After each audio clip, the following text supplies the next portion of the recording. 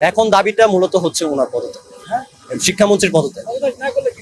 পদত্যাগ না করলে আমরা স্টুডেন্টরা আবার বসবো এই উত্তরাতে মেজর যেসব কলেজ আছে like Raju, Milestone, Uttara high school, নব, তারপর উত্তরা গভর্নমেন্ট, দেন ঢাকাতে মেজর কিছু কলেজ আছে লাইক এই যে Holy Cross, Viqarunnisa, then Dhaka College, Dhaka City College, Dhaka Ideal college.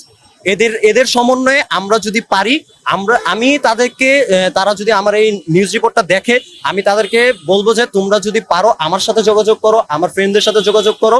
কারণ উত্তরা আর ঢাকার যে সায়েন্স ল্যাব, এই দুইটা হচ্ছে ঢাকার মেইন দুইটা পয়েন্ট। এখান থেকে আন্দোলনের উৎপত্তি হয়। আপনারা যদি আমাদেরকে সাহায্য করেন, সহযোগিতা করেন, তাহলে আমরাও এই আন্দোলনটাকে সফলভাবে করতে পারবো।